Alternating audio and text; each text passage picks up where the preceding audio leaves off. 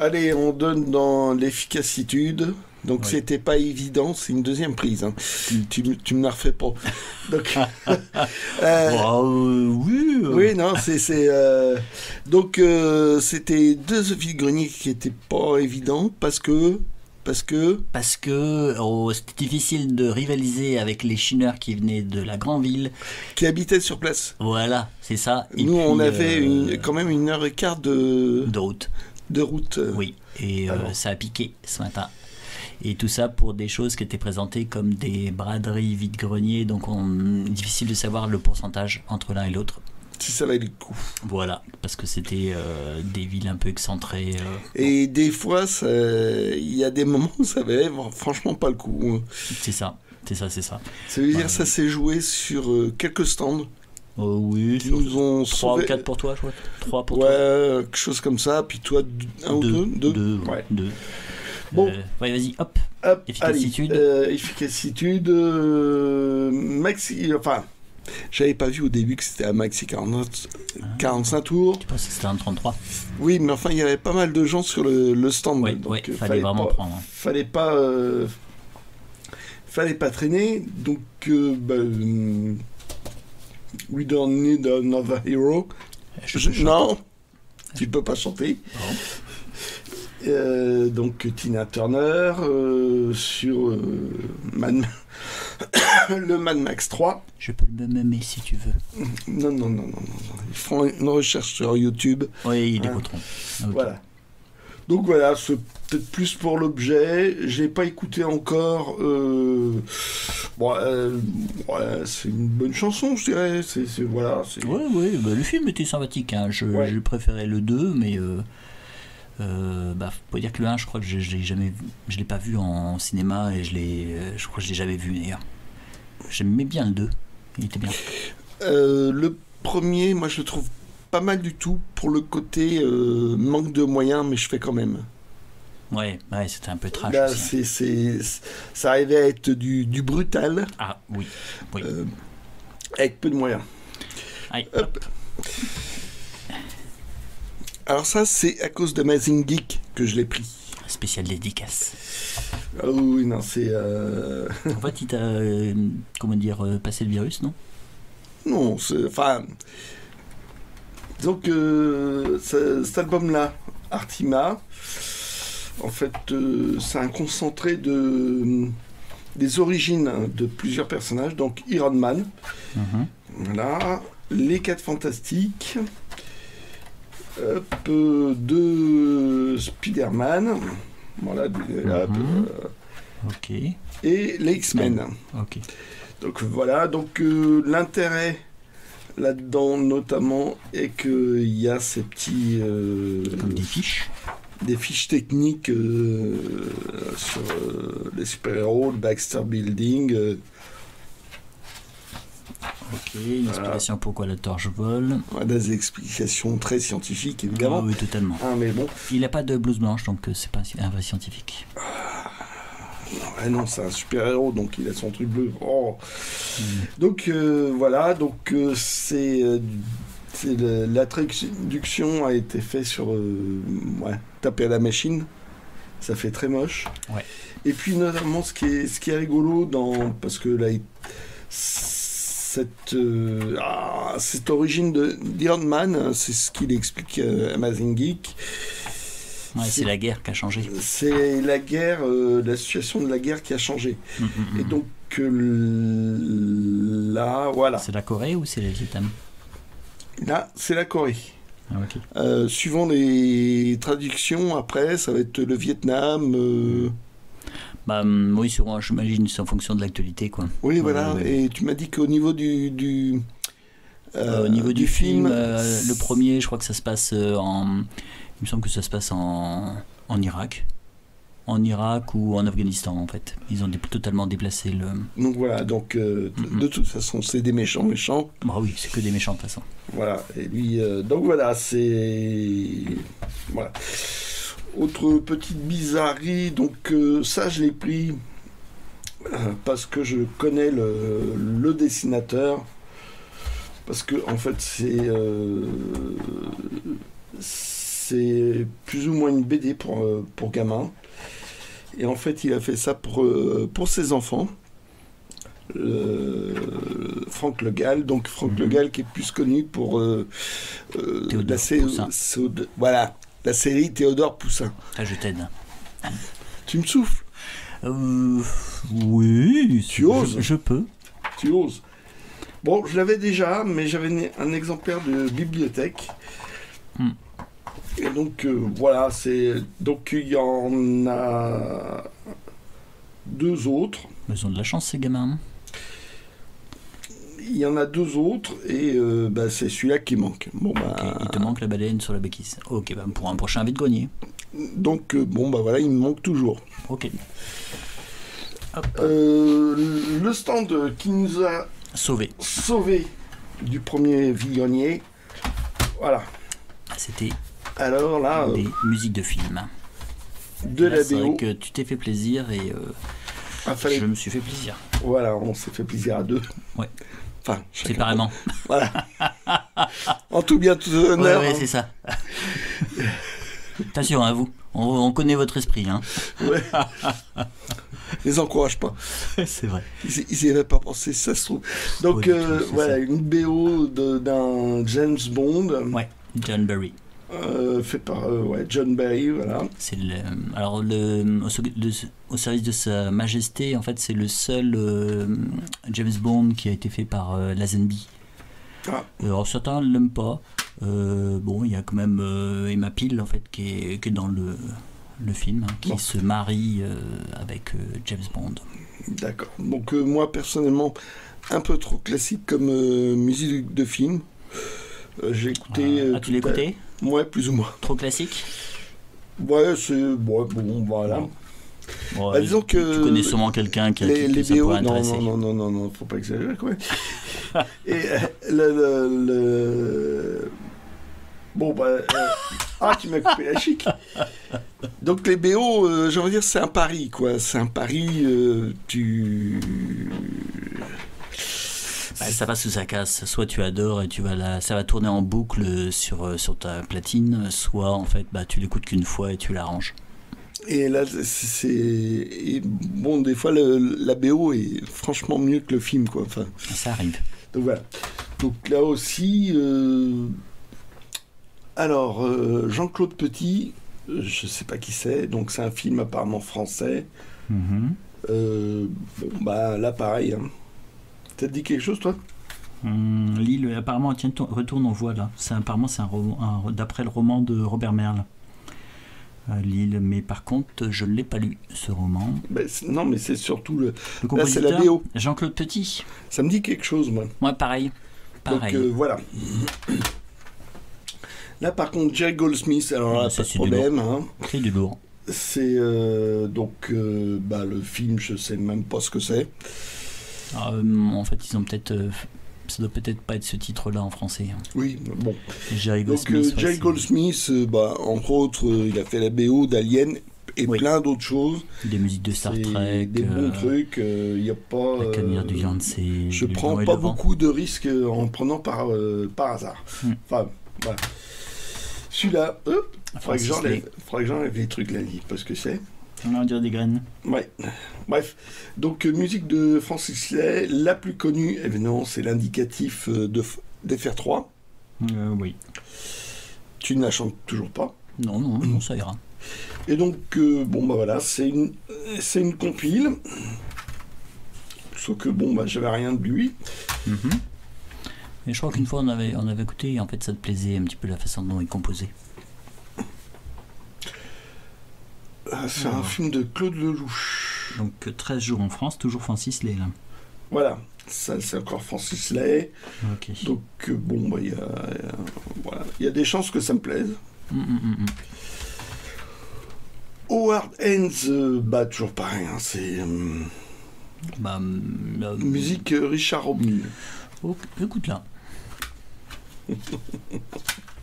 C'est parce que je l'ai, c'est pour ça que je dis ça. Ah ouais, d'accord. Bon. Ouais. Ah, ça, elle est formidable, celle-là. Voilà, c'est parce que tu m'as dit ça que j'ai pris. Moi, je savais pas trop. Le film est chouette. Le film est chouette. Et la musique est vraiment superbe. Bon. Voilà. Hop. Alors, c'est vraiment il n'y a que des films que je connais pas, pratiquement. Ah oui, c'est vrai que celle-là, je l'avais pas vue quand tu l'as choisie. C'est vrai que t'as pris un petit peu du pointu. Qui est-ce qui a composé celle-ci? Ta musique par Monsters Ball. Les couilles du monstre. C'est pas sérieux, ça. Haché et Spencer. Ah, ok. Bon, ce que j'ai surtout regardé, c'est que ce soit pas une compile de chansons. Oui.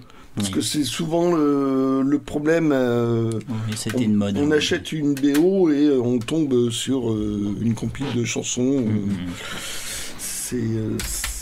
Et des fois, ils sortent 2 CD pour une seule BO. Oui. Sauf qu'il y en a une, c'est une compile de chansons, et l'autre, c'est vraiment de la création musicale, orchestrale.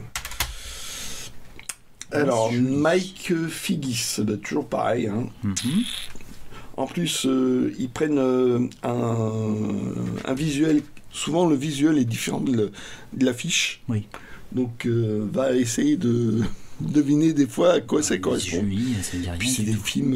Il y a tellement de films qui sont sortis qu'il y en a, c'est des flops. Oui. Donc voilà, mais bon, c'est toujours des beaux visuels, mais ça ne garantit pas de la qualité du film. Bon, parfois, tu arrives à faire ton propre film juste en écoutant la musique du film. Hein. Il faut surtout pas après regarder le film, justement. Donc Baxter. Oui. Bon, ah, je me souviens quand c'était sorti, ça. Par contre, même chose, hein, c'est Mark Hillman et Patrick Roffey. Ouais. Donc faut voir. La personne était hyper soigneuse. Ouais. Elle a mis des petits ronds. Oui, pour éviter que le disque tourne et soit abîmé sur le dessus. C'est impressionnant. Hein. Et tous les disques étaient en état comme neuf. Hein. Là, on avait vraiment un collectionneur. Ah ouais. Alors là, par contre, je connais, c'est plus ou moins une compile, ou alors c'est carrément une compile, je sais plus. C'est entrecoupé de paroles, d'extraits du film. C'est un peu déjanté. Ouais. Voilà, produit par un Trent Reznor, celui de Nine Inch Nails. Je l'avais en cassette à une époque, celui-là. Donc je l'ai pas. Je sais que c'est plus ou moins une compile. Est-ce qu'il y a des trucs vraiment intéressants? Je sais pas. Compile avec morceaux orchestral dedans. Je crois que je l'ai écouté il y a longtemps et j'en souviens plus du tout. Et j'ai adoré le film. Ah ouais, c'est un super acteur. Hein. Là, il joue en ce moment, cet acteur-là, il joue dans une série. Il interprète un des plombiers de la Maison Blanche pour l'affaire du Watergate. D'accord. Là, c'est un couple infernal. Oui, totalement, une sorte de Bonnie and Clyde moderne. Bonnie and Clyde, plutôt tueur en série. Oui, totalement. Et c'est raconté, suivant les scènes du film, ça racontait une manière un peu, comment ça s'appelle, en comédie, mais on a carrément le générique de fin. C'était vachement original. Maintenant, ça a dû être vachement copié, ce genre de truc. Mais moi j'ai un souvenir très fort du film. Ouais, c'était un très bon film. Ouais. Hop. Et là, pareil, encore un pari. Alors, c'est d'une série télévisée, The Outer Limits. Je sais pas. En fait, quand je regarde ta liste, tu as vraiment pris beaucoup plus de risques que moi. Moi, j'ai fait dans le sérieux. Ouais. T'as pris des trucs que j'avais ratés. Et tu m'as dit que je pouvais. Oui. Moi j'attendais, j'étais hyper sérieux, il était dans le carton, j'y touchais pas, c'était sacré. Et puis à un moment donné, t'as dit vas-y, t'es là, vas-y. À un moment donné, je regardais, je me dis, bon sang, il y a des trucs, ça pleurait à Elzeljo, là, mais je sais pas. Mais il n'est pas là. Je sais pas où il est. Et en fait, si. Et j'étais derrière son épaule. On On a rincé. On a fondu dessus. Hein. Ouais. On a rincé. Ouais. On a vraiment, là, on l'a poncé. Hein, le petit bac où il y avait toutes les musiques de films. On sait, ça bon. Bah, il restait plus que les compiles. Il était super sympa d'ailleurs le mec vendeur. était sympa. Ouais. Là, pareil, ça c'est toi qui m'as montré ça. Hein. J'avais arrêté à ne pas le dire justement, mais oui c'est vrai parce que j'ai reconnu la maquette de celui-ci. Ça c'est. Il y avait, j'ai envie de dire que ça qui dépassait, je dirais. Ouais. Mais c'est tellement typique de découverte fiction que ça suffit en fait. Que ça suffit pour reconnaître. Cette collection. Oui, on en avait parlé, je crois, la dernière fois de l'idée. En fait, c'est pas juste l'auteur et le texte, enfin le titre qu'il faut connaître, mais c'est vraiment de la maquette. Oui, l'aspect visuel, ouais. Oui. Et ça permet d'y aller rapidement. Oui, c'est ça. Et là, c'est une collection. C'est dans cette collection-là qu'est sorti Neuromancien de William Gibson. Où les trois William Gibson, les trois premiers William Gibson sont sortis. Et ça, faut s'accrocher pour trouver cette collection-là. Ouais. Alors là, c'est moins connu. Enfin, Greg Bear, c'est devenu connu par la suite. Là, c'était le premier qui était sorti en France, premier traduit. Je l'ai lu à la bibliothèque il y a ça des années. Quand tu étais étudiant ? Moi, je sais pas. Bref. Quand tu étais jeune. J'habitais à Lyon. Il y avait une bibliothèque énorme à 5 minutes de chez moi. Et voilà. Donc, moi, j'avais pas... Comme on dit, mon seuil de crédulité avait été atteint à cette époque-là. Oui, c'était le terme. Non, tu l'as sorti dans la voiture, ce terme-là. C'est pas le terme de crédibilité, c'est le fait. La suspension de crédibilité, c'est ça. Suspension de crédibilité. Voilà, pour moi, ça allait trop loin à l'époque. Maintenant, je sais pas. Il faudrait que je relise. Mais bon, cette collection-là, je crois qu'il n'y en a eu qu'une quinzaine sorties dans cette collection-là, et il ne fallait pas rater. Voilà, tiens. Hop. Alors, on voit que les trois premiers, là. On voit que les trois premiers, du Harry Harrison, voilà, du R.R. Martin, quand il faisait pas encore... de fantasy. Voilà. Et donc, William Gibson, Neuromancien. Alors, celui-là, pour l'avoir, bonjour. Hop, autre. Alors, ça doit être du polar. Moi, je ne suis pas polar. Mais par contre... c'est la collection que tu as reconnue. Voilà, j'ai reconnu aussi le visuel. Speed 17. C'est la collection sortie chez les humanoïdes associés. Ah, ok.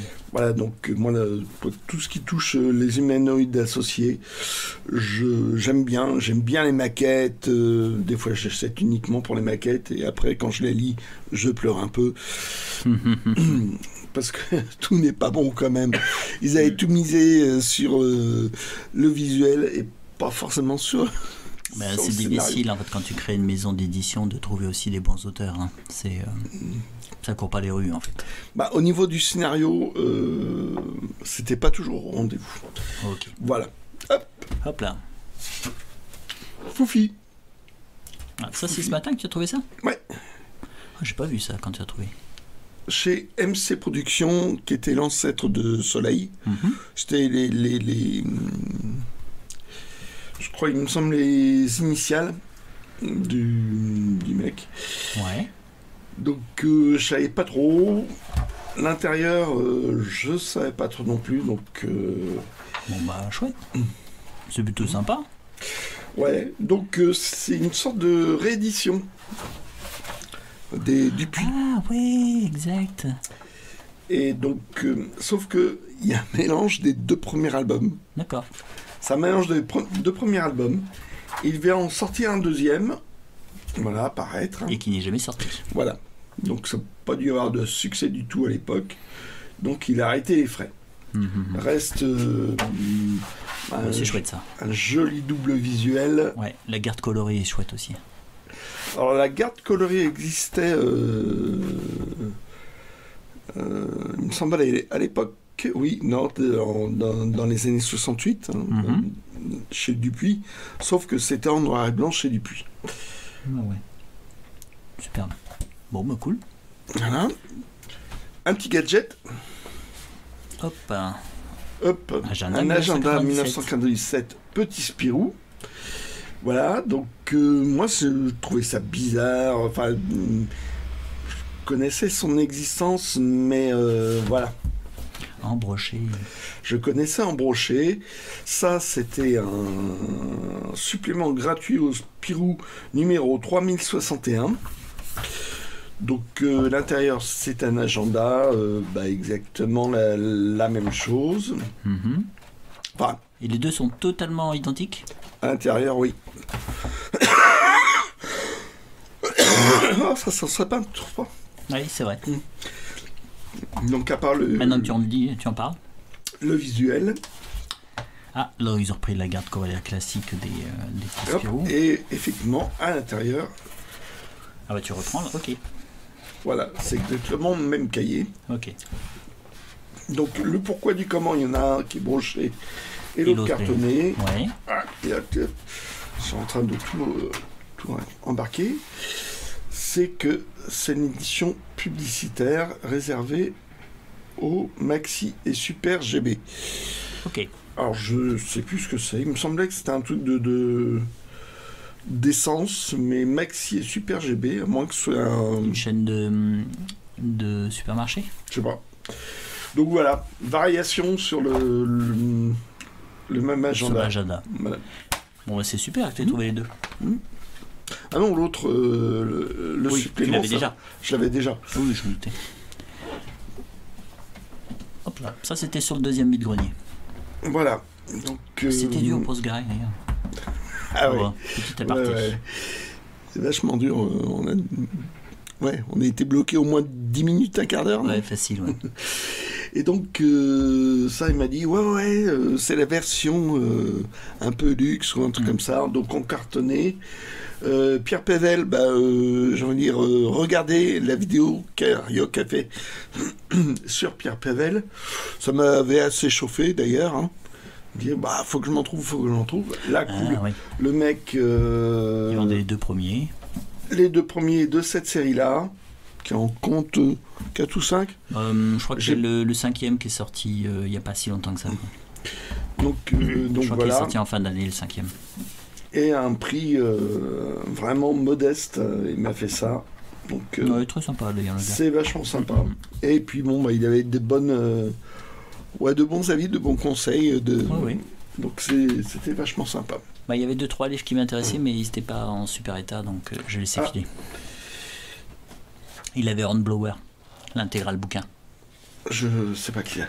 Oh, c'est en fait c'est un récit, c'est un petit peu la guerre napoléonienne sur mer vue par les Anglais. Et donc c'est Hornblower, un super stratège de la mer, super capitaine qui mène la guerre contre les méchants français. C'est vrai qu'on est méchant. Ouais, très. Bon. Rubrique à braque. Rubrique à vrac, le 5e. Alors là, avant de le montrer, j'ai nettoyé.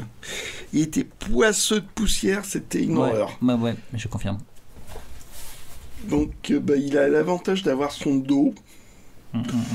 Parce que moi je l'avais mais sans le dos, donc ça m'embêtait. Ouais, puis c'est pas mal, je pense qu'il y a une réparation possible, et puis avec Oui, un peu de boulot. à l'acrylique. Ah, ouais, tu fais quelques petits dessins. Des dessins de tout petit. Hein. Ouais, de tout petit là, c'est rien de sexuel. T'arrêtes obsédé. Voilà. Et puis il y avait la rubrique à braque, les dingo dossiers, et puis je voyais la date. Je me suis dit, il faut que je regarde la date de réédition. Ah, il faut que je regarde celui-là pour voir, et c'est une première édition. Bon, bien vu. Voilà, donc édition, donc c'est cousu. Avec excellent ça. Qu'est-ce qu'elle est chouette ça. Le super Dupont avec Lenny qui... Lucky Luke en version Sergio Leone. Ah ouais, la pantomime, alors ça c'est génial aussi, enfin, c'est que du bon quoi. Ouais, excellent ça. Si vous connaissez pas, allez-y. Qui ne connaît pas? Ouais, c'est vrai. Et ça c'est très curieux ça. alors là, c'est la surprise, c'est comment ça se fait qu'à 10h du matin, ça soit encore là. À 10h, il était pratiquement 10h30, 11h. Hein. Non, 10h qu'on est arrivé sur le deuxième. Bref. Ouais, on s'en fout. Voilà, c'était sur le stand, c'est ça l'important. C'était encore sur le stand. C'est calendrier Metal Hurlant qui date de 1980 et à combien 1 euro. Ok. Ah, je peux dire que j'ai sauté dessus parce que c'est introuvable et j'ai envie de dire c'est vraiment c'est super chouette, très très beau quoi. Ouais, effectivement, c'est celui que je pensais. Ah, ça c'est cette illustration a servi aussi pour un album 30-30, c'est l'album carré. Ouais, mais quelle a été la première utilisation de cette illustration? Ah, c'était laquelle? Je sais pas. Ah oui, ça boit, hein. Ouais. Donc ça donne ici donc tous les dessinateurs de l'époque. Un Yves Chaland, première version, j'ai envie de dire captivant. Sympa. Donc voilà, donc Mobius. Géronaton. Voilà. Alors là, Lise Bzil, je ne sais pas comment on prononce. Alors là, je sais pas. Un super margerin avec plein de petits détails, notamment au fond. Ah oui, d'accord. Un bateau de douillet. Skelton. Un Skelton. Quand il n'avait pas encore explosé avec comment s'appelle les cités obscures. Mohamed Kada. Mohamed Kada. Alors là, ouais, des fois, il y a c'est des illustrateurs que j'ai jamais entendu parler. Martins Richard. Il est super. Hein. Et Nicole Clavelou qui a fait des espèces de BD très très curieuses. Je crois qu'elle était dans le mouvement Kiki Picasso, enfin, dans Bazooka Production. En bref. Bon, magnifique. Il est même pas, il n'y a même pas d'annotation, il n'y a rien, il est parfait. Comment ça se fait que ça y était encore? Je sais pas. Oui, ce qui est surprenant en fait, c'est quand tu l'as pris, il y a une personne derrière moi qui dit: ah bah voilà, le calendrier Metal Hurlant, il vient d'être acheté. Mais pourquoi il l'a pas acheté avant, si ça l'intéressait? Ou il a pas demandé le prix, ou il hésitait, mais en tout cas il a eu tort. Et toi t'as bien eu raison de le prendre. Ouais, sincèrement, ouais, je pensais pas le trouver. Bon bah super. Ouais. Ok, à mon tour. Oui, à ton tour. Hop, c'est à mon tour. Oui. Oui. Moi, enchaîne, ouais, okay. Joe. Voilà, il vient de me dire, bah oui, bien sûr, je vais enchaîner le geek belge, efficacité. Ouais. Alors, donc, tout d'abord, c'est un livre que j'avais trouvé dans la boîte à livres. Normal, c'est une boîte à livres, on trouve des livres. Et c'est un Paul Divoire. C'est pas un Paul Gut. Non, non, le Paul Gut, je les dépose dans la boîte à livres. Les Paul Divoire, je les prends. C'est différent. Donc c'est un Paul Divoire, c'est un auteur en fait un petit peu dans la lignée de Jules Verne, qui a écrit un certain nombre de romans au début du XXe siècle. Et puis fin du 19e d'ailleurs.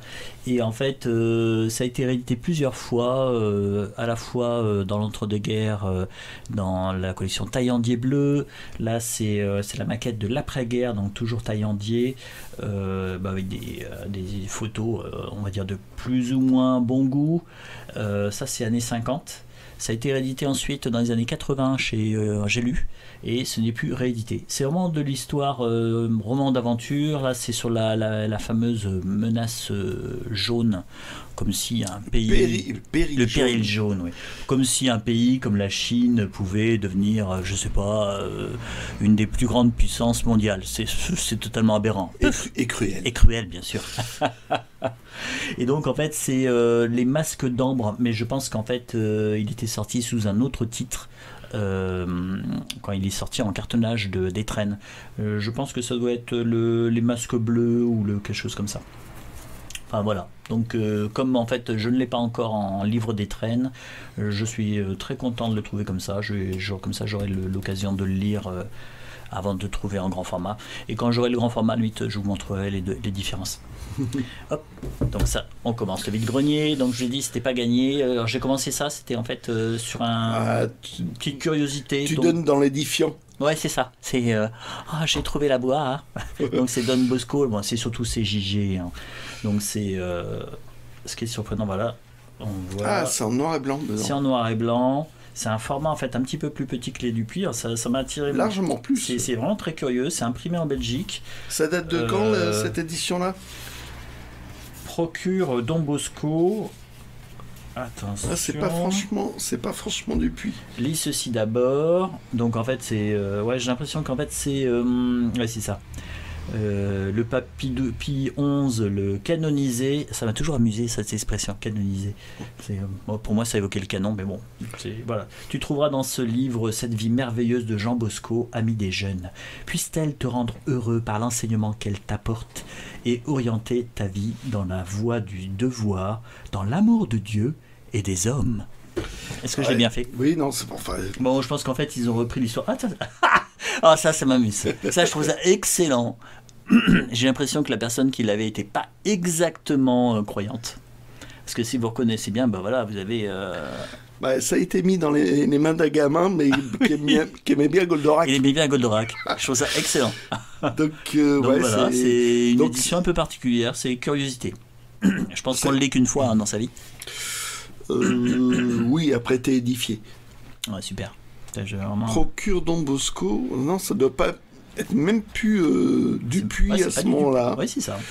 Mais bon... Et donc, ils l'ont réédité afin d'édifier les jeunes, quoi. Bon, super. Ça reste un objet. Un chouette dessin. Ouais, c'est ça. C'est ça. C'est vraiment le chouette dessin.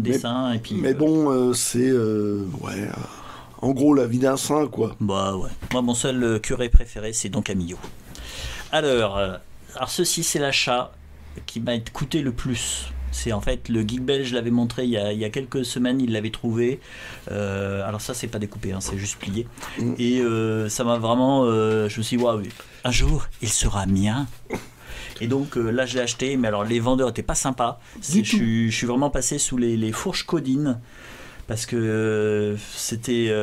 il l'offrait pas. Hein. Il l'offrait pas. J'ai demandé si c'était raisonnable au Geek Belge. Le Geek Belge, très... un côté sphinx... on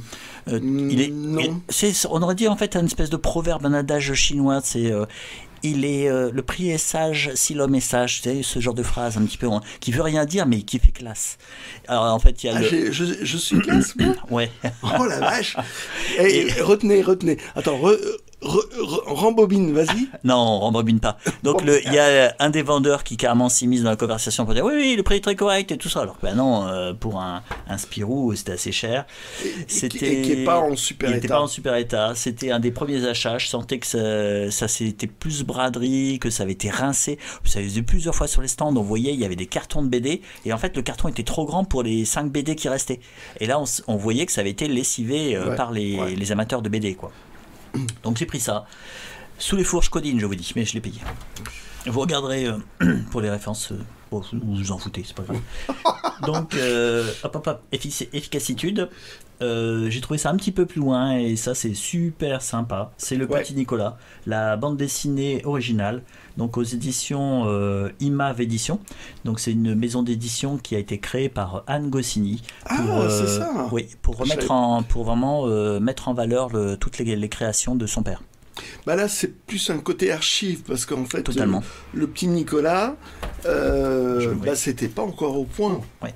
Bah, en fait, c'était sorti d'abord en bande dessinée. Alors, ce qui est marrant, c'est que même le papier, elle a fait du super boulot. Il est épais, il est chouette. Voilà. Donc, Agostini, c'était un pseudo. Hein. C'était un pseudo de Goscinny. Et c'est sorti dans le Moustique, cette bande dessinée-là.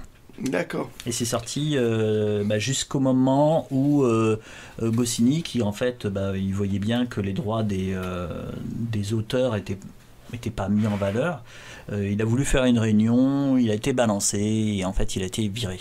Il a voulu créer un syndicat. Ouais, un syndicat pour protéger les auteurs en fait. Et dès le lendemain, s'est fait virer.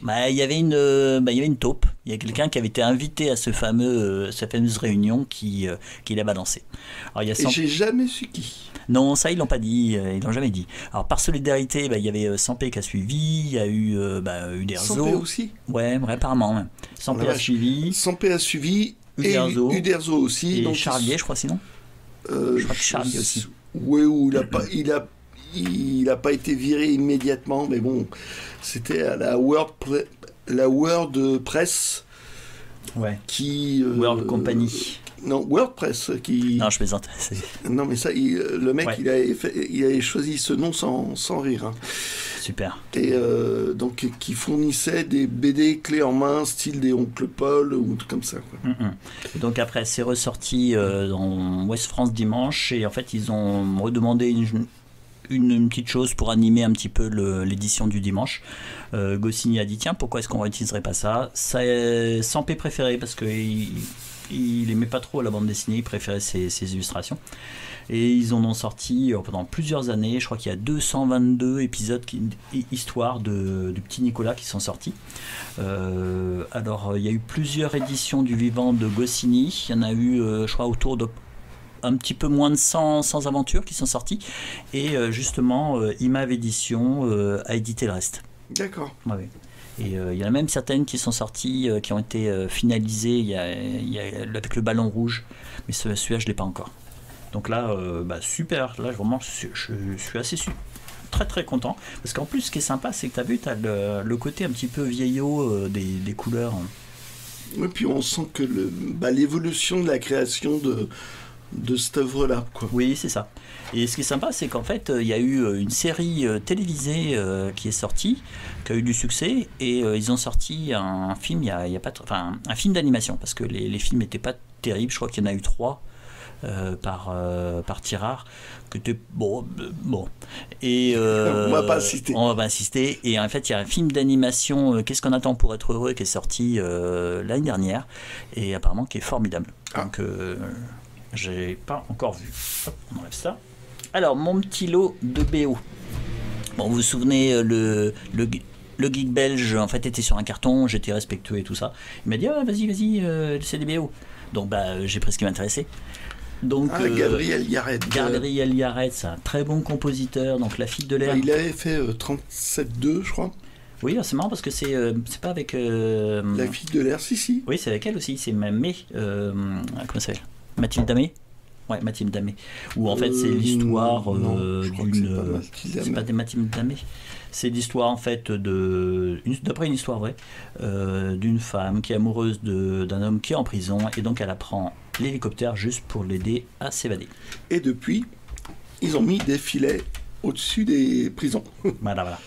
Donc Brad Fiedel, alors ses musiques les plus connues c'est Terminator.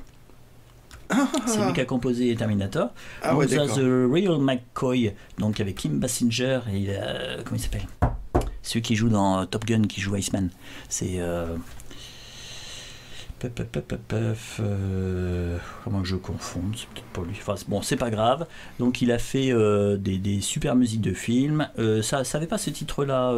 Je crois que je me souviens plus du titre en français. Où c'est une femme qui est une ancienne cambrioleuse de haut niveau, très haut niveau, qui sort de prison, qui a décidé de se ranger, mais en fait, il y a des méchants qui ont enlevé son enfant et qui l'obligent à faire un cambriolage. Dying Young, donc John Newton Howard, il fait souvent des très bonnes musiques.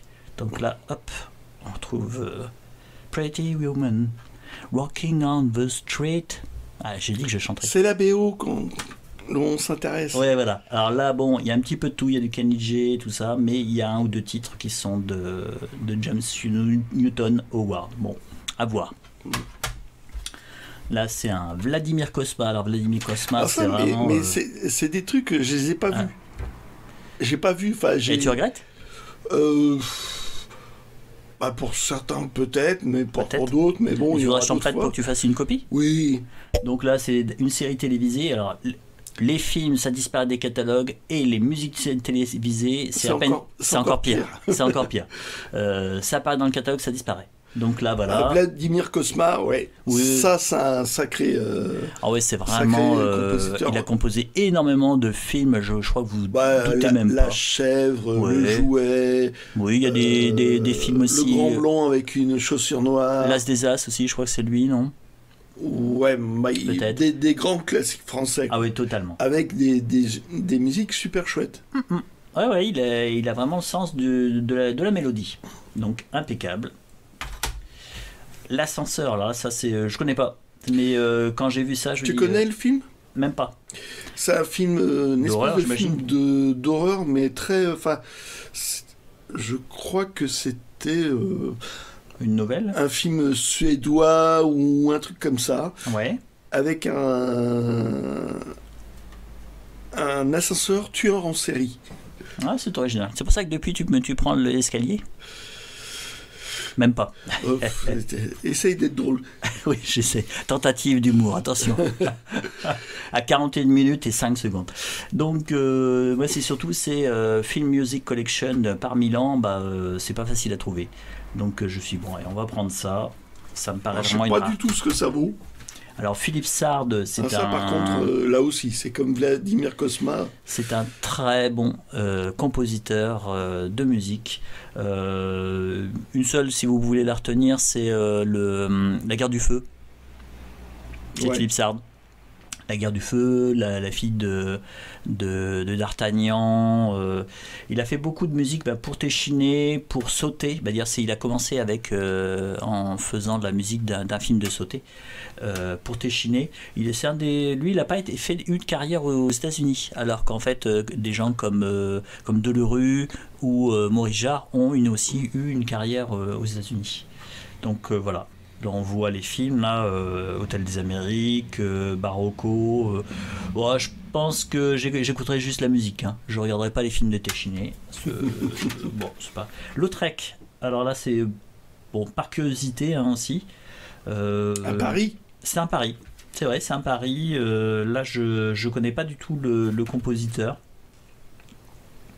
D'ailleurs, où est-ce que c'est Fourquet. Jean-Pierre Fourquet, je connais pas du tout. C'est Toulouse-Lautrec, tout simplement. Hein, donc c'est une ambiance que j'aime bien, l'ambiance de Paris. In the Name of the Father. Ouais. Donc là, je crois que c'est Trevor Jones. Je l'ai pris pour Trevor Jones, qui a fait. Alors c'est rigolo parce que je crois qu'il a fait aussi la musique du dernier des Mohicans avec le même acteur. Et enfin, ils étaient deux compositeurs et la musique est très chouette. Et apparemment, il y a une moitié compile, moitié. Oui, c'est ça. Une moitié musique orchestrale. Ah, t'as vu, c'est Bono qui a fait le. Ah, ça a du sens. Puisque en fait, c'est l'histoire d'une erreur judiciaire en Irlande. Donc ça a du sens. Et lui, moi, c'est un mec qui faisait il faisait une grève de la faim. Ouais, voilà, donc, ce qu'on peut rajouter, c'est que il y a Bono, effectivement, Gavin Friday, qui était son pote, qui était dans Virgin Prunes. Ouais. Gavin Friday, qui a fait des albums vraiment super. Moïse Caesar bossait avec Gavin Friday. Je sais que les deux ont travaillé ensemble. Et Trevor Jones, que du bon, quoi. Ouais, tu voudrais faire une copie? Ouais, sans doute. Ouais. Alors Troy, c'est 3, tout simplement. Donc James Horner. Ah ouais. C'est James Horner et la musique est superbe. Donc le film est très chouette aussi. C'est une bonne vision de la guerre de Troie. Donc c'est moi j'ai pas été j'en ai pris comme un bon film et puis la fin j'ai trouvé ça intéressant. Comment en fait une personne qui est un guerrier, il y a un très bon guerrier qui surpasse ceux de son époque, peut carrément devenir une sorte de légende, on va dire. Enfin, les BO, ouais, non, il y a vraiment des pépites dedans. Oui, voilà, donc faut pas hésiter. Hop, alors, oh tiens, je suis passé au deuxième vide. Là, c'est deuxième vide-grenier. Bande dessinée, alors ça, c'est. Je me suis dit, tiens, c'est quoi ça? Le secret des bois de Lascaux. Ça commence en fait un petit peu comme un polar. Et en fait, tout simplement, c'est l'histoire. De la découverte. De Lascaux. Et donc voilà, ça c'est en bande dessinée. La bande de gamins, façon Club des 5, qui. Mais histoire vraie. Histoire vraie, qui en fait sont à la recherche d'un chien qui découvre machin chose, et en fait ils trouvent un trou, et peu à peu ils disent ah, c'est quoi ça, et en fait c'est en septembre 40, c'est les gamins, ils sont un petit peu dans les petites villes comme ça, les gamins pouvaient aller toute la journée pendant que les parents bossaient, et ils faisaient un petit peu ce qu'ils voulaient, et ils découvrent Lascaux. Et ça, j'ai trouvé assez chouette. J'ai trouvé chouette la présentation, la façon dont c'était monté. Ouais, on passe du noir et blanc avec la bande de gamins, et en fait, ils trouvent des couleurs. Et en fait, t'as les couleurs qui apparaissent. J'ai trouvé ça assez intéressant. C'est chouette ça. Ouais, j'ai trouvé ça. C'est une manière de faire. Cette façon de faire avec les Et bon, c'est pas un auteur connu. C'est pas un auteur connu, mais ça se défend. Ah ouais. Et en fait, après, vous avez le dossier. Un petit dossier à la Alors fin. par contre, c'est hyper fragile. On voit que les fils parce que le livre est cousu, les fils ont pris un petit peu de jeu, ce qui fait qu'on voit là Mais voilà, on a les photos, on a tout un dossier. C'est pas du tout connu, mais je suis super content de l'avoir trouvé. C'est vraiment quelque chose d'original. Oui, c'est une petite édition locale. Ouais. Mais qui m'a l'air bien. Et apparemment, tu as vu, ils ont sorti déjà autre chose. Mais là, en plus, on a la photo de ceux qui ont découvert. Ah, c'est rigolo ça. Ouais. Non, je suis super content de l'avoir trouvé. Alors, sur un autre stand, j'ai acheté 2 livres. Donc, ça, c'est une collection. J'achète au fur et à mesure. C'est la collection Nathan, Contes et légendes. Donc il y a eu plusieurs maquettes. Alors suivant peut-être que vous trouverez enlève ta main. Voilà, tous les livres en maquette, c'est blanc avec des petits liserés dorés sur le dos. Là, c'est celle qui est un petit peu plus ancienne, celle des années 50, où c'est plutôt un petit carton. Vous en avez aussi dans l'entre-deux-guerres, où c'est carrément C'est du tissu, non? Ouais, il y a du tissu, il y a eu aussi... comment dire je me souviens plus du matériau, mais c'est pas grave.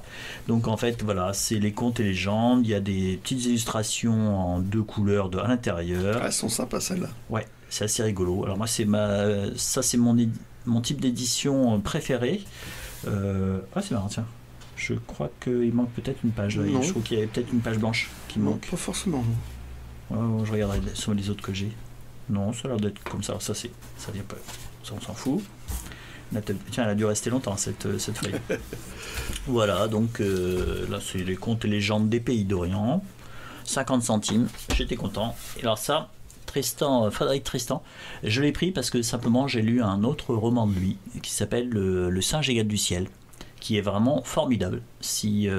Alors c'est quelqu'un qui a vécu et apparemment qui a eu des fonctions en Chine, au Vietnam, en Birmanie, en Indonésie, mais je m'en doutais parce qu'en fait tous ces livres sont sur l'histoire de la Chine ou sur les légendes chinoises. Et si vous avez l'occasion de lire Le singe égal du ciel, c'est l'histoire en fait d'après en fait un récit un peu mythologique d'un singe qui veut devenir l'équivalent du Bouddha, et qui décide d'aller en Inde pour chercher les saintes écritures et les ramener en Chine. Et donc il décide de devenir le Bouddha, mais en fait comme il a des techniques un peu particulières pour devenir le Bouddha. En fait, et il y a beaucoup d'humour, le texte, vraiment, c'est une langue qui est vraiment magnifique. C'est vraiment un livre à lire. Et là, c'est La cendre et la foudre. Donc, je vais vous lire le pitch, on a encore quelques minutes. La chute de la dynastie Ming fut l'un des moments les plus tragiques de l'histoire chinoise. Attaqué à l'extérieur par les barbares et à l'intérieur par les intrigues de palais, l'empire du milieu, modèle de civilisation, allait sombrer dans un chaos plein de fureur et de sang. La cendre et la foudre racontent la mort d'un monde qui, par quelques côtés, est semblable au nôtre. Mais au sein même du pourrissement, une poignée d'hommes témoigne de l'antique splendeur. Bon. Et apparemment, il a reçu le grand prix du roman fantastique d'Avoriaz. Donc, qui a un rapport avec le fantastique. Avec le festival d'Avoriaz. Ça, je sais pas du tout. Je sais pas du tout, mais l'humour y est inséparable de la sagesse. Donc, effectivement, ça a l'air de ressembler un petit peu au style d'écriture de Le singe égal du ciel, que je vous recommande. Hop là. Hop. Et un dernier pour la route. Alors, celui-ci, je l'ai déjà sous une autre version, une version plus ancienne. Que tu n'oserais pas toucher. Voilà. Et là, en fait, c'est un livre dont vous êtes le héros, donc j'ai plus besoin de vous expliquer le principe. Hein. Non, je n'ai plus besoin. Non, t'as plus besoin. Ouais, j'espère que tout le monde suit. Donc, le défi fantastique 1, le sorcier de la montagne de feu, c'est vraiment le premier qui a lancé la collection. Oh oui, il y a le prix là. Mais en fait, si je veux faire l'aventure, en fait, je vais pas utiliser l'édition ancienne. Voilà, l'édition ancienne, celle que vraiment je choye et que je choye. Ouais, non, c'est nul. Bon, on coupera. Donc, non, je ne coupera pas. Et voilà, donc celle-ci on peut la faire, on s'en fout. C'est pas grave si on abîme un peu le dos, parce que moi je fais quand même attention, mais ça c'est pas grave si vous l'abîmez un peu parce que celle-ci on peut la jouer. Voilà. Et essayer de trouver le sorcier de la montagne de feu. Voilà. Donc c'est la fin de cette présentation. Ouais. Une petite conclusion, le Geek Belge. On va dire merci parce qu'on a eu plein d'abonnements d'un coup. Ah oui, c'est incroyable. On a dépassé les 300.